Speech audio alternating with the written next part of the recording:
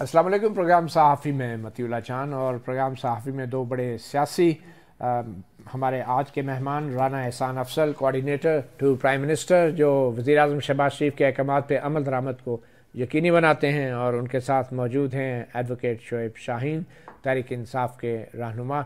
आज की बड़ी ख़बर और अहम ख़बर बज़ाहिर यही है कि साबिक़ वज़ीर आज़म नवाज़ शरीफ मुल्क वापसी के बाद पहली बार मुल्क छोड़कर एक दौरे पर जा रहे हैं। चीन के दौरे की खबरें हैं और ये भी इतलात हैं कि शायद साबिक़ वज़ीर ख़ज़ाना इसहाक़ डार भी उनके हमरा होंगे। इसके ऊपर भी बात करेंगे, मगर जो हाल ही में ज़िमनी इंतख़ाबात हुए हैं, जो पाकिस्तान के सियासी निज़ाम और इंतख़ाबी अमल के ख़िलाफ़ एक किस्म की तहरीक इंसाफ की ज़िमनी है, हम उससे शुरू करेंगे। शोएब शाहीन साहब, ये जो ज़िमनी इंतख़ाबात हुए हैं उसमें टर्न आउट तो बड़ा रीज़नेबल रहा है, और जो मेरे पास कुछ आदाद शुमार हैं कौमी असम्बली के हवाले से, बाजोड़ NA 8 में 28% टर्न आउट रहा है, DI खान में NA 144 24% से ज़ायद, और लाहौर NA 19% और कसूर NA ये 119 है लाहौर से, और कसूर NA 132 में 46% हैं, और शहदाद कोट NA 196 में 23%। तो शोएब शाहीन साहब, ये बड़ा रीज़नेबल टर्न आउट है, तो सवाल ये पैदा होता है कि ये ज़िमनी इंतख़ाबात में तो लोग निकलते नहीं हैं, मगर ये जो निकले भी हैं लोग, तो ये ज़्यादातर PTI के थे या नून लीग के थे आपके ख्याल में? देखें, ये तो हमें उस वक्त पता चलेगा कि जो एक्चुअली फिगर सामने आएंगे कि कौन किस कैपेसिटी में था। वो तो आ चुके हैं ना।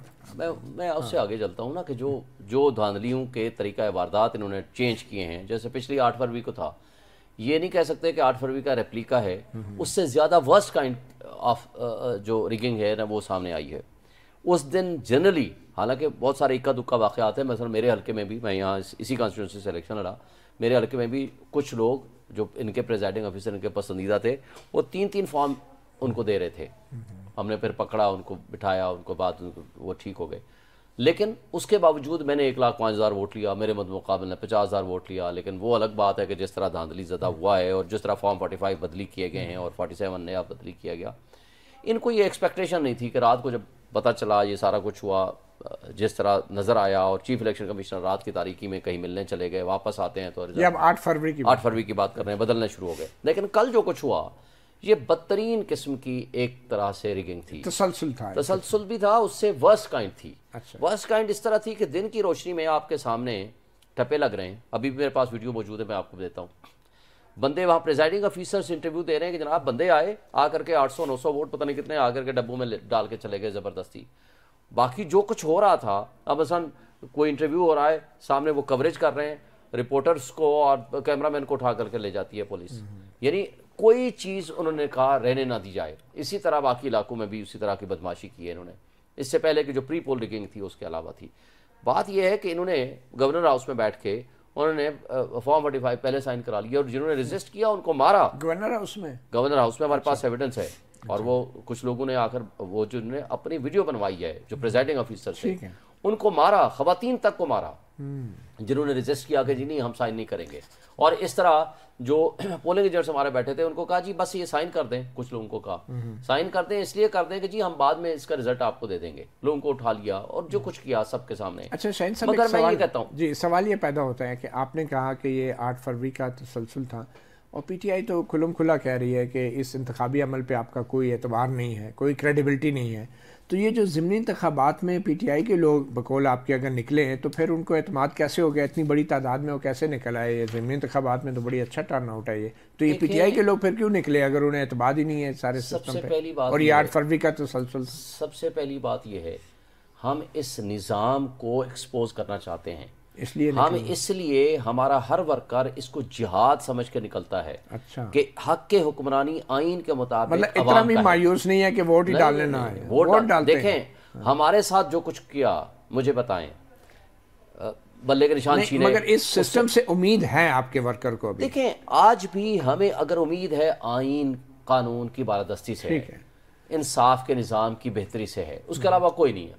लेकिन आज जिस अंदाज से जंगल के बादशाह ने अपने वायसराय और कठपुतलियों के जरिए इस निज़ाम को करप्ट कर दिया है, तबाह बर्बाद कर दिया है, ये 8 फरवरी से भी आगे निकल गया, उससे भी आगे निकल गया। इससे देखें, इससे ना मुल्क तरक्की करेगा, ना मईशत बेहतर हो गई, ना सियासी इस्तेहकाम में इजाफा होगा। हालांकि इससे अददी तौर पर कोई फर्क नहीं पड़ना था। अगर इसी इलेक्शन को भी फेयर कर देते ना, मैं कहता हूं कि इलेक्शन कमीशन से कम आज के बाद एक उम्मीद बन जाती, यार अब निज़ाम की दुरुस्तगी के लिए कुछ ना कुछ काम शुरू हो गया है। चलें, ये एतराज़ात तो उमर अयूब साहब ने भी किए, जो PTI के लीडर ऑफ अपोजिशन हैं। हम पहले वो भी सुना देते हैं, फिर राना साहब आपकी तरफ आते हैं। जी, उमर अयूब साहब ने भी मीडिया से ये कहा, ये इलेक्शन नहीं था, ये एक ढोंग रचाया गया था और अवाम की टैक्स पेयर्स का पैसे का ज़िया था। हुकूमत वक्त जो बिसाखियों पे फॉर्म 47 पे शहबाज शरीफ और मरियम नवाज की आई है, वो ट्रांसपेरेंसी और शफाफियत नहीं चाहते, वो चाहते हैं कि अंधेरे में काम हो। जुम्मे के दिन हमारा इस फिक्टिशियस, इस गलत इलेक्शन पे, रिग्ड इलेक्शन के ऊपर हमारा पूरे पाकिस्तान में प्रोटेस्ट हो। जी, राना एहसान अफजल साहब क्या कहेंगे?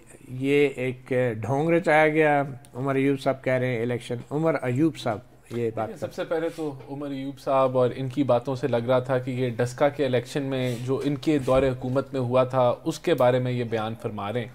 बहरहाल देखें, हमें तो लगता है कि अवाम ने इत्मीनान का इजहार जो है वो वोट डाल के किया है कि ये जो 2 माह के अंदर मरियम नवाज साहिबा की जो परफॉर्मेंस थी पंजाब में, और जो मियाँ शहबाज शरीफ वज़ीर आज़म की जो डायरेक्शन, जिस तरफ वो इस मुल्क को लेके जा रहे हैं, जिस तरीके से रिफॉर्म एजेंडा वो आगे लेके जा रहे हैं, उसके ऊपर तस्दीक की मोहर लगाई पाकिस्तानी अवाम ने। और देखें, बात ये है कि इस ज़िमनी इलेक्शन में जिनके लिए इन्होंने इतने ज़्यादा अल्फाज कहे, उसमें भी इन्होंने सीटें निकाली हैं KPK में। तो कहने का मतलब वहाँ के लिए भी क्या यही मौक़िफ़ है? और ये तो देखें, जो बात कर रहे हैं कि वो उन्होंने फॉर्म 45 पे मेरे ख्याल से दस्तखत पोलिंग एजेंट्स ने कर दिए थे, तो वो तो हमारे पोलिंग एजेंट ने भी किए हुए थे, इनके ने भी किए हुए थे। अब ये कह रहे हैं हमारे पोलिंग एजेंट को इन्होंने थप्पड़ मारे हैं, तो हम भी कह सकते हैं हमारे पोलिंग एजेंट को थप्पड़ मारे हैं और इनको फायदा देने के लिए कराए। तो देखें, अच्छा, आप ये मान रहे हैं कि आपके पोलिंग एजेंट ने भी वो मैंने जो कागज देखे, मैंने तो वो कागज देखा ना जो चल रहा था, उसके अंदर तो 4-5 पोलिंग एजेंट ने सिग्नेचर्स किए हुए थे। आप ये मान रहे हैं कि वो अख्तियार तो फिर वो फॉर्म भरने वाले के पास चला गया ना? नहीं, लेकिन बात ये है वो गलत था। उसके हम अगर किसी ने पोलिंग एजेंट से पहले साइन कराए हैं तो उसको हम दुरुस्त नहीं कह रहे, हम भी गलत कह रहे हैं। और उसके ऊपर मेरे ख्याल से इलेक्शन कमीशन ने नोटिस भी ले लिया है, जो कि ठीक है। देखें, अगर कहीं कुछ गलत हुआ है उस पोलिंग स्टेशन का रिजल्ट दोबारा भी काउंटिंग हो सकती है, जिस तरह इलेक्शन कमीशन फैसला करेगा। देखें, अगर कहीं कुछ गलत हुआ है, किसी प्रिजाइडिंग ऑफिसर ने गलती की है या कोई इनके बकौल धांधली की है, हमारे बकौल धांधली की है, तो उस पर नोटिस भी होना चाहिए, उसका जो ड्यू कोर्स है वो भी फॉलो होना चाहिए, और उसके पीछे नहीं हम खड़े होंगे। बहरहाल बाकी जितने ये इलेक्शन हुए 21-22 सीटों के ऊपर, कैमरे की आंख ने सब कुछ दिखाया। ये ज़रूर हुआ कि PMLN के एक वर्कर को कत्ल कर दिया गया, और वो इनकी जमात की तरफ से जो है वो लोगों ने किया। तो हम तो समझते हैं कि हम भी इस पे बड़ा वावेला मचा सकते हैं, मचाना चाहिए है कि एक जान ज़ाया हुई।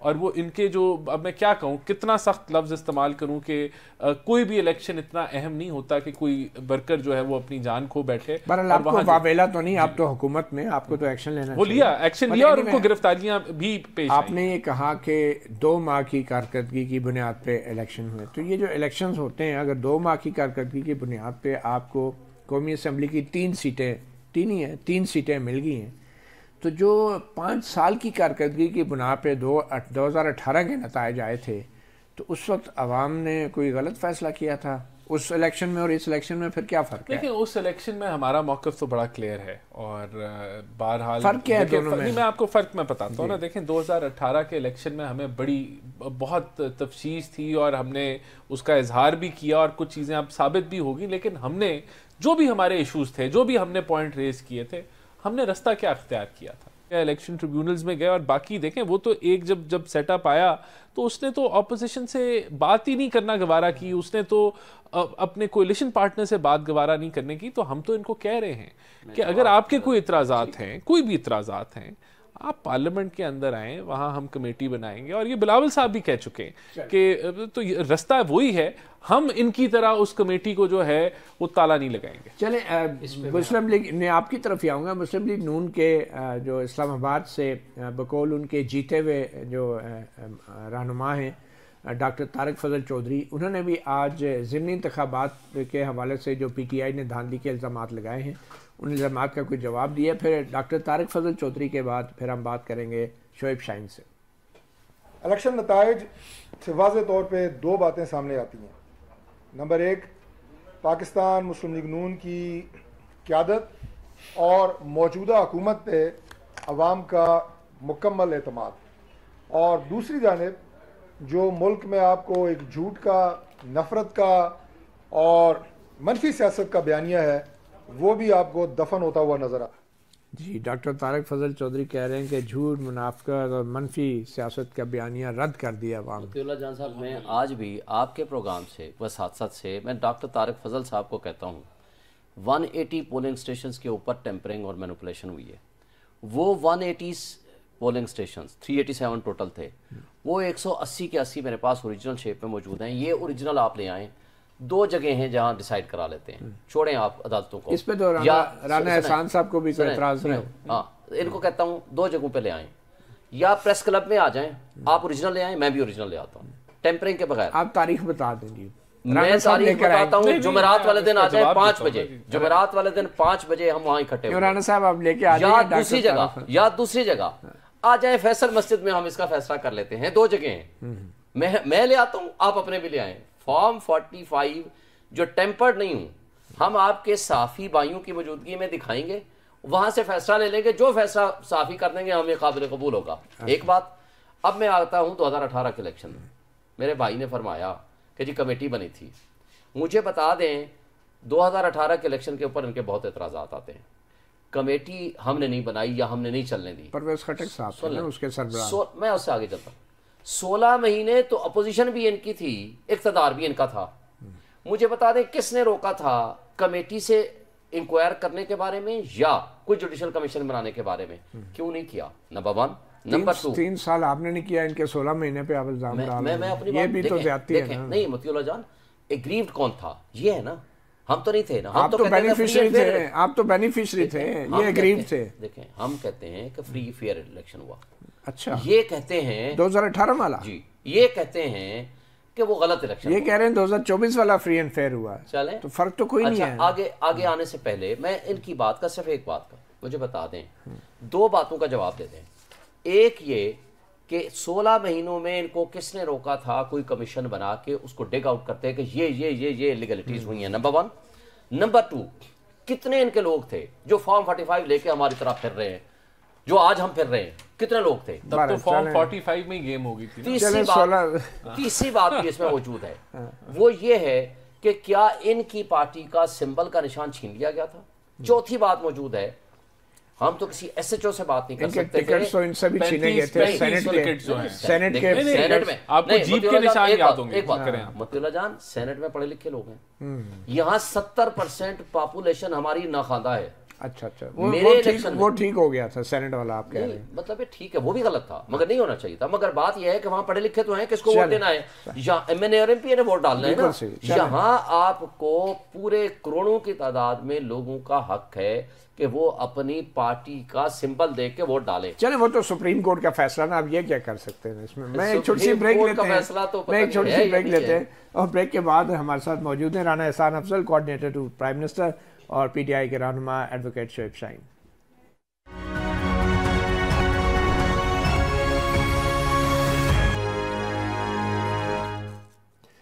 Welcome back. प्रोग्राम सहाफ़ी में हम बात कर रहे हैं ज़िमनी इंतखाबात के हवाले से। एडवोकेट शोएब शाहीन और राना एहसान अफजल हमारे साथ मौजूद हैं। राना साहब, जो अभी नवाज शरीफ साहब का हम सुन रहे हैं कि वो चीन के दौरे पर जा रहे हैं, इसके बारे में कुछ बताएंगे? क्या वज़ीर ख़ारजा इसहाक़ डार साहब जो हैं वो भी उनके हमरा हैं, और वो किस हैसियत में ये दौरा कर रहे हैं? क्या ये एक निजी दौरा है, एक सरकारी दौरा है? क्या मैंडेट है नवाज शरीफ साहब का? लेकिन सबसे पहले तो अभी तक फ़ॉरेन ऑफिस में ने इस सिलसिले में कोई बात जो है वो नहीं की, तो इसका मतलब है कि अगर ये ऑफिशियल दौरा हुआ तो डेफिनेटली फिर फ़ॉरेन ऑफिस जो है इसकी डिटेल्स, इसके ऊपर कोई जो है ऑफिशियल स्टेटमेंट देगा कि इस दौरे में किन काउंटर पार्ट से मुलाकात होगी, क्या होगा, किधर किधर विज़िट होगा, और वो फिर फ़ॉरेन ऑफिस उस दौरे को जो है वो मैनेज करेगा। तो ऐसा नहीं हुआ। तो अभी तक तो इसका मतलब है ये इसका मतलब है या तो वो निजी दौरा होगा, या वो निजी, अगर ये निजी दौरा होगा तो डेफिनेटली फिर दार साहब भी, क्योंकि अभी रात को आज ही तो उन्होंने चले गए या जाना है नहीं अभी तो नहीं गए, मेरे ख्याल से मुझे अभी ये क्लियर भी नहीं है। तो फॉरेन ऑफिस की अगर स्टेटमेंट नहीं आई तो इसका ये मतलब है कि ये एक ऑफिशियल दौरा नहीं है। और फिर अगर फॉरेन मिनिस्टर भी जा रहे हैं तो वो फिर उस कैपेसिटी में नहीं जा रहे, और वो अपने प्राइवेट कैपेसिटी के अंदर वो फिर जा रहे होंगे, और उसकी वजूहात फिर पर्सनल होंगी। फिर वो चीन के बाद वापस पाकिस्तान आएंगे, क्योंकि ये नवाज शरीफ साहब पहली दफ़ा मुल्क से जा रहे हैं अपनी वो वापसी के बाद, तो चीन के बाद फिर ये वापस आएंगे या अपने मेडिकल के लिए बाहर? सबसे पहले नवाज शरीफ साहब के ऊपर कोई पेंडिंग कोई केस नहीं है, कोई उनकी कोर्ट की तारीखें नहीं हैं, वो आज़ाद शहरी हैं, वो जा भी सकते हैं आ भी सकते हैं। तो शाहखाना वाला केस में स्टेटमेंट आई है, अभी तक मेरे ख्याल कुटल नहीं आई। मेरे ख्याल से कोई इसलिए ताज्जुब नहीं होना चाहिए कि अगर वो कहीं मुल्क से बाहर जाते हैं थोड़े अरसे के लिए और चंद दिन गुजार के वो वापस आ जाते हैं। अब पर्सनल रीज़न क्या है, क्या वजूहात है, वो हमारे पास इंफॉर्मेशन नहीं है। ये ज़रूर है जिसकी मैं तस्दीक कर सकता हूँ कि अभी तक फॉरेन ऑफिस ने कोई स्टेटमेंट इसके ऊपर नहीं दी, तो इसका मतलब है ये ऑफिशियल दौरा नहीं है। ऑफिशियल दौरा नहीं है। अच्छा शेफ शाहिद साहब, कुछ अच्छी खबरें भी हैं। ऐवान बाला सेनेट में आपके शिबली फराज साहब जो है अपोजिशन लीडर मुंतखब हो गए, और ये एक पॉजिटिव डेवलपमेंट है। मगर अभी भी खैबर पख्तूनख्वा के जो आपके वज़ीर आला हैं अली मीन गंडापुर साहब को, उनको बड़े ही तहफ़्फ़ुज़ात हैं इलेक्शन कमीशन पे, सेनेट के हवाले से ही वो सुन लेते हैं और फिर आपसे। चीफ इलेक्शन कमिश्नर साहब मेहरबानी करें, आप जिस हद तक जा रहे हैं आप एक्सपोज हो चुके हैं, मजीद आप ये हदें क्रॉस ना करें। किसी के मैंडेट को इस तरह चोरी पहले आपने किया, उसके बाद रिजर्व सीट में आपने हमारी सीटें किसी और को दे दी। ये बार बार जो आप ये कर रहे हैं, आप चाह क्या रहे हैं, आप क्या करवाना चाह रहे हैं, ये आपका क्या मकसद है, मेरी समझ से बाला तर है। लेकिन मैं आपको पहले रिक्वेस्ट कर रहा हूँ, इल्तिजा कर रहा हूँ कि आप कानून के मुताबिक हमारी अब सीटें वापस करें, और सीटें वापस देने के बाद सेनेट का जो ऐवान है वो केपी के बगैर है। आपने यहाँ पे तो इलेक्शन नहीं होने दिया कि जी यहाँ पर ऐवान पूरा नहीं है, लेकिन वहाँ पे सेनेट चेयरमैन के इलेक्शन में पूरे सूबे के लोग नहीं थे सेनेटर्स, और आपने वहाँ इलेक्शन होने दिया। तो अगर आप ये समझते हैं कि कौम बेवकूफ़ है तो कौम बेवकूफ़ नहीं है, आप एक्सपोज नहीं, आप नंगे हो चुके हैं। एहतजाज का हक हम रखते हैं, और ये एहतजाज भरपूर एहतजाज होगा, और फिर आपको हम अपना वो कहते हैं ना कि हक अगर मांगने से ना मिले तो छीन के लेना पड़ता है, तो फिर इंशाल्लाह हम हक छीन के लेना भी जानते हैं। ये मैंडेट चोरी करना और फिर दूसरी ज़ुबान तो आपने सुन ली। एक आइनी अहदेदार है, वज़ीर आला एक सूबे का चीफ एग्जीक्यूटिव होता है, और वो एक दूसरे आइनी इदारे के ऊपर इतने संगीन अल्फाज और इतनी सख्त ज़ुबान में इल्ज़ामात लगा रहा है, तो आप कैसे इसको देखते हैं शेफ शाहिद जान? ये इल्ज़ाम तो छोटी बात है। मैं आपको एक मिसाल देता हूँ। मेरे वाले हल्के में 10 तारीख को मैंने पिटीशन फाइल की, 11 को इलेक्शन कमीशन ने नोटिफिकेशन जारी किया, ऑर्डर जजमेंट जारी की, कहा कि process of consolidation is suspended, यानी जो फॉर्म 48, 49 जो बनेगा उसके बाद नोटिफिकेशन की बारी आएगी। आरओ के पास जाते हैं, रिटर्निंग ऑफिसर लिख के देता है original order in the presence of all the candidates कि process of consolidation is postponed जब तक कि कोर्ट का फैसला नहीं आएगा। सेम डे 11 तारीख को ही नोटिफिकेशन जारी हो जाता है, और प्रोसेस ऑफ कंसोलिडेशन कब होता है? 12, 13, 14 बाद में, जो कि आज भी सर्टिफाइड कॉपी मुझे दी है आरओ ने, इलेक्शन कमीशन ने, कि प्रोसेस बाद में हुआ, नोटिफिकेशन पहले का मौजूद है। ये है जराइम की आमाजगाह बना हुआ इलेक्शन कमीशन। हम मुझे बताएं, आप तो ये कह सकते हैं ना, लेकिन क्या एक वज़ीर आला ऐसी ज़ुबान इस्तेमाल कर सकता है? देखें, अगर आप गैर आइनी काम करेंगे, अगर आइन को आप रोन देंगे, आइन और कानून को एक आप डस्टबिन में फेंक देंगे, जमहूरियत को आप ड्रामा और तमाशा बना देंगे, मुझे बताएं, हम एक एहतजाज करने का हक भी नहीं रखते। और क्या कह रहा है वो? यही कह रहा है ना कि आपने मैंडेट चोरी किया है और चोरी कराया है, तो और इसमें कोई शक नहीं है। देखें, आप अदलिया को भी नहीं मानते, ये भी तो प्रॉब्लम है ना। खैबर पख्तूनख्वा की जो असेंबली है उसमें क्यों नहीं हल्फ ले रहे हैं मखसूस नशस्तों? क्योंकि हाई कोर्ट का ऑर्डर भी है और अभी तक वो ऑर्डर सेटिस्फाइड नहीं हुआ। देखें, एक तरफ ये है कि जनाब कहा गया कि चूंकि इलेक्शन नहीं हुआ, वो आपने उनका ओथ नहीं लिया, जो सीटें दूसरी उनको दे दी गई, इसलिए हम आपका केपी का इलेक्शन मुलतवी कर रहे हैं। यानी फेडरेशन की अलामत है सेनेट, हर सूबे को उतनी ही नुमाइंदगी का हक है। आपने तो एक सूबे को असेंबली में सुप्रीम कोर्ट में पिटीशन पेंडिंग है, उधर काजी फैसल साहब हमारी पिटीशन नहीं लगा रहे। अच्छा, काजी साहब वो केस लगाए, देखें हमारे खिलाफ फैसला तो रात की तारीखी में हो जाता है कि आरओ इन्हीं से होगा, रात को फैसला दिया। सिंबल छीन लिया, रात को फैसला दिया। आज ये 1 महीने से हमारी पटिशन पेंडिंग है, आज तक उसकी पटिशन का बारी नहीं आई।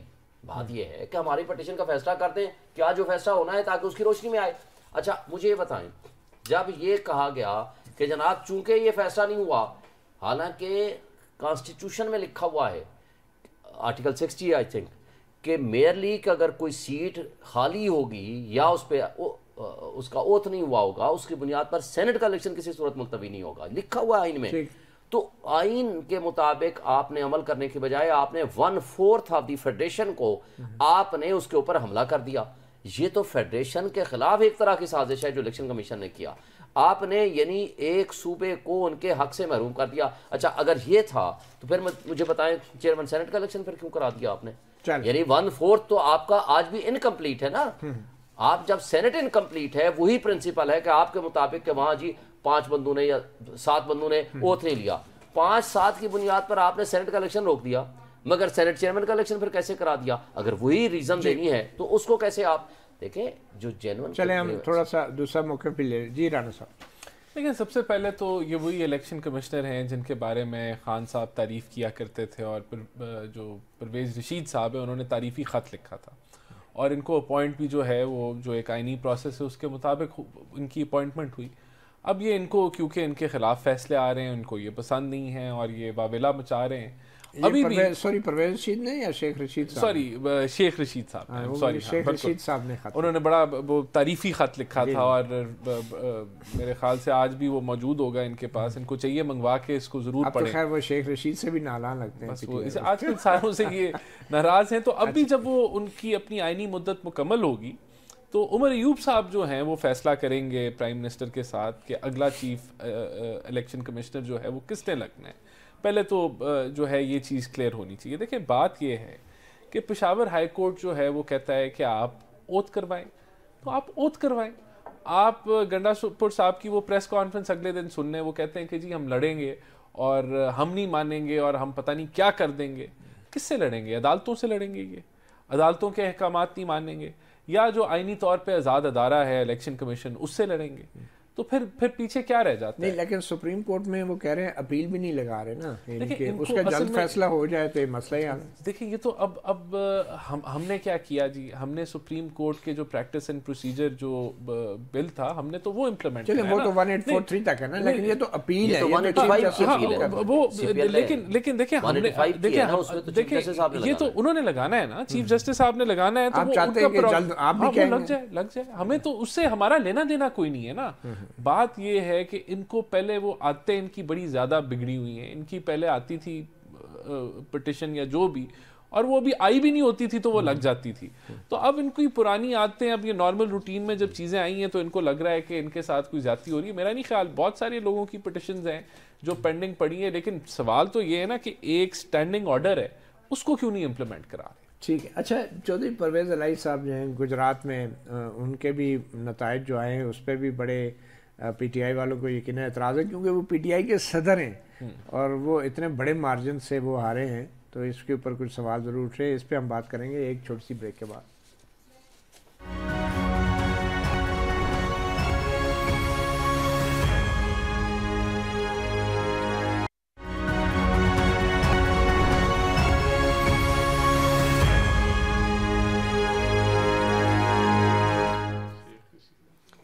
जी वेलकम बैक। प्रोग्राम सहाफ़ी में वक्फे से पहले बात हो रही थी चौधरी परवेज़ इलाही सदर पाकिस्तान तहरीक इंसाफ, जो कि एक बहुत बड़े मार्जिन से ज़िमनी इंतखाबात में गुजरात से हारे हैं। राना एहसान अफजल साहब, आपको नहीं लगता कि जो माजी के परवेज़ इलाही थे, आजकल के जो परवेज़ इलाही हैं उनको सबक सीखना चाहिए कि ऐसा भी उनके साथ हो सकता है? क्योंकि परवेज़ इलाही साहब तो बड़े इस्टेब्लिशमेंट के वो भी कभी बड़े क्लोज़ रहे हैं, और आज जो उनके साथ हो रहा है कल आप लोगों के साथ भी हो सकता है। मेरे ख्याल से जो आपस में भाइयों का इत्तेफाक टूटा उससे बड़ा नुकसान हुआ उस फैमिली की सियासत में, और जब तक वो इत्तेफाक कायम था तो बड़े इन्होंने अच्छी सियासत की। आप ये कह रहे हैं कि गुजरात के जो वोटर हैं वो पूरे जो है वो शिफ्ट कर गए? देखिए पीटीआई से तो ओवर नहीं, पीटीआई का तो उन्होंने भी लॉयल्टी चेंज कर ली। मैं समझता हूँ कि पीटीआई को तो अब जो इनकी एक नफरत की सियासत है, जो पोलराइजेशन की सियासत है, और फिर जो हमारी गवर्नमेंट आई है, अब इनका देखें स्कोप कोई नहीं है। अब ये कहते हैं जी हम तहरीक चलाने लगे हैं, अब 6 जमातें इकट्ठे होने लगी हैं कि ज़िमनी इलेक्शन ने आपको बता दिया कि अवाम इनके साथ नहीं है। सिर्फ 5 सीटें हैं कौमी असम्बली की। नहीं, लेकिन एक आपको ट्रेंड तो पता चल गया ना। अगर इतनी हम अनपॉपुलर होते तो ये ट्रेंड तो ना आता ना। तो अब मैं समझता हूँ कि ये लोग भी तंग आ चुके हैं, लोग चाहते हैं कोई भाई मुल्क आगे बढ़े। इनके पास एक पूरा चौथा हिस्सा है पाकिस्तान का, वहाँ गवर्नेंस के ऊपर तवज्जो दें।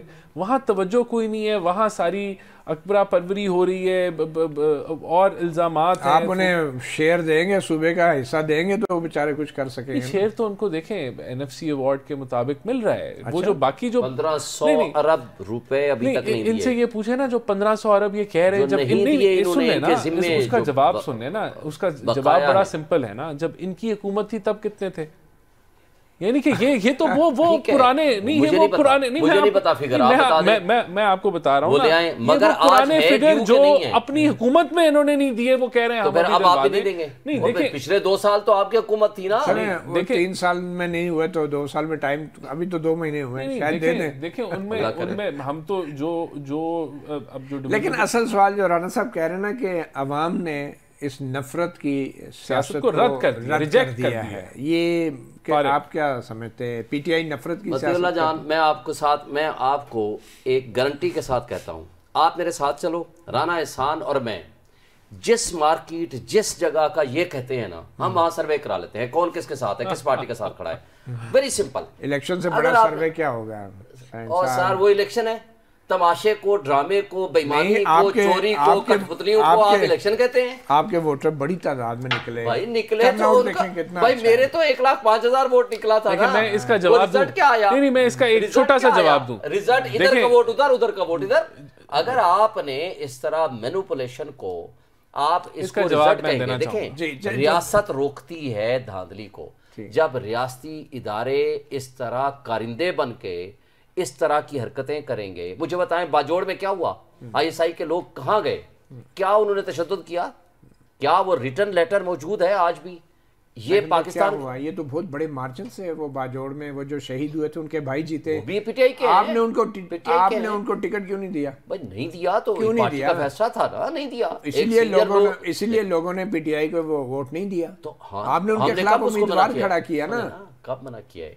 दोनों PTI के थे ना, आज भी वो हमारे साथ शामिल हो रहे हैं। रिएक्शन में उनको वोट मिला ना। फिर सुन ले, मैं ये नहीं कह रहा, एक तो उनका भाई मारा गया, ऊपर से आपने उन्हें टिकट भी नहीं दिया, बंदा उनके खिलाफ खड़ा कर दिया। तो जहां तक मेरी जात का ताल्लुक है, मैंने कहा था कि 2 सीटें हैं, 1 सीट उसको दे दो, 1 दूसरे को दे दो। पार्टी लीडरशिप का फैसला है, इसका भी सीनियर लोग बैठे थे। मगर मुझे मतलब जान ये बताएं, इस तरह कोई लेटर जो कुछ सामने ऑफिशियल आया है पाकिस्तान की तारीख में पहले आया, ऑथेंटिक मान रहे हैं? मान रहा हूँ, वो तो बाकायदा जारी हुआ है, हमने उसके ऊपर वो किया है। अच्छा, दूसरी बात मुझे बताएं, जिस तरह इन्होंने धांधली की तो छोटी बात है, जो बदतरीन मिसालें कायम की हैं पूरे पंजाब में, ये पाकिस्तान की तारीख में हमने कैसा इलेक्शन तो सिर्फ 5 हलकों में था जी। तो जिन हलकों में था, सिर्फ 5 में नहीं था, MPs के इलेक्शन में था, टोटल 21 सीटें थी। ये सर्वे भी वही मानेंगे जो इनकी मर्जी का होगा। नहीं, मैं मतीउल्लाह जान को इंचार्ज बना रहा हूं, बात सुनने ना, आप साथ चले, बात तो सुनने ना। जब इनकी हुकूमत में वो होता था, वो करप्शन परसेप्शन इंडेक्स, वो भी एक सर्वे ही होता है जो कि वो अदारे कराते हैं, जिनके 8-9 अदारे हैं जो कि इंडिपेंडेंट वो सर्वे कराते हैं। तो उस सर्वे के मुताबिक ये करप्ट तरीन हुकूमत थी। जब वो सर्वे आता था, ये कहते थे कि ये सर्वे गलत है, ये भी मैनिपुलेटेड है। इनकी तारीख है कि ये कोई चीज़ नहीं मानते जो इनको पसंद नहीं आती। तो इनके साथ तो देखें, बहस में पढ़ने की क्या ज़रूरत है? जाएं, अगर ये समझते हैं कि कोई धांधली हुई है, हमारा एक ही जवाब है, अदालतों में जाएं, इलेक्शन ट्रिब्यूनल्स में जाएं, या फिर अदालतों में जाएं। नहीं, ये जो देखें, या फिर असेंबली में आ जाएं, या फिर असेंबली को चलने दें, वहां हम कमेटी बना देते हैं। निस्बती को उठाकर इलेक्ट्रिक शॉक्स लगाते हैं, बाकी जजेस को अस्पताल पहुंचाते हैं और कहते हैं उनके यहाँ जाएं। चलें, आप क्विकली ये बताएं राना साहब, क्या आपकी हुकूमत जो है आइन में तरमीम के ज़रिए चीफ जस्टिस साहिबान की रिटायरमेंट की एक्सटेंशन करने जा रही है? देखिए, मेरी नॉलेज में कोई ऐसी चीज़ नहीं आई, जबकि मैं काफ़ी इन सारी मीटिंग्स में बैठा होता हूँ, तो मेरी नॉलेज में तो मैंने ये ऐसी कोई बात नहीं सुनी। तो मेरे ख्याल से ये सिर्फ ख़बरें और प्रोपेगेंडा है। ये प्रोपेगेंडा है जी। शोएब शाहीन साहब, ये अल्लाह करे ऐसा प्रोपेगेंडा ही- ज़्यादातर तो पीटीआई की तरफ से किया जा रहा है, अगर ये प्रोपेगेंडा है तो। अल्लाह करे ऐसा ना हो। मैं कहता हूँ कि ये चीफ जस्टिस साहब पाकिस्तान के ऊपर भी सवालिया निशान है, उनको खुल के, क्योंकि हर दफा वो कहते वैसे हैं जब मर्जी ऐसे उनको सवालिया निशान डाल दिया, ये तो बड़ा आसान है, ऐसे देखें, कोई भी बात करके सवालिया निशान। बात ये इन्हीं है, के इल्जामात आज के इनकी- जवाब इनकी- देते रहें। इनकी स्टेटमेंट यानी कि ये, को हाँ। आप रिकॉर्ड कर लें। अगर इन्होंने अभी 5 महीने 6 महीने पड़े हुए हैं, अगर इन्होंने कहा कि जी अब हम देने लगे हैं, तो फिर आप इनसे सवाल कीजिएगा। फॉर द टाइम बीइंग मैं इनकी बात को ऑथेंटिक समझ लेता हूं। नहीं, और अगर इसको अगर इन्होंने ये क्या ना कहा कि अगर रिटायर हो गए चीफ जस्टिस साहब, तो अल्लाह करे ना करे, आप अच्छी माफी बात है। मांगेंगे पीटीआई इनसे की माफी तरफ से? मांगेंगे। बिल्कुल, हमने ये नहीं कहा। बिल्कुल रिकॉर्ड हम तो पीटीआई की ये तरफ कहते से हैं, नहीं कहा जा रहा। देखें ये बात जबान ज़द आम है।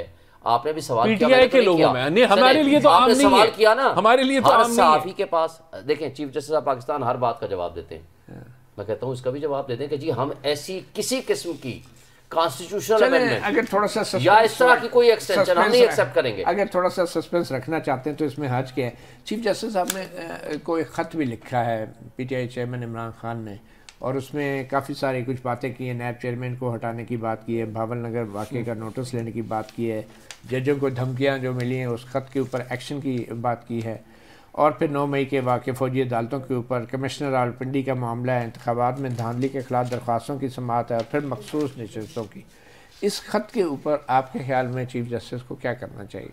देखें, मेरे ख़्याल से जो उन्होंने नैब के चेयरमैन की बात की है, मैं सिर्फ नाजरीन को याद दिलाना चाहता हूँ, ये ख़ुद तो ऑर्डिनेंस के ज़रिए जो आइनी मुद्दत जब मुकम्मल होगी नैब चेयरमैन की जो इनके दौर में था, ऑर्डिनेंस के ज़रिए इन्होंने उसी की नौकरी की तौसीह की थी। तो काश खान साहब वो वक्त याद करते और इसके ऊपर माजरत करते कि मुझे ऑर्डिनेंस के ज़रिए नैब चेयरमैन की जो नौकरी है उसकी तौसीह नहीं करनी चाहिए थी, और फिर ये बात करते तो उसमें शायद वज़न होता।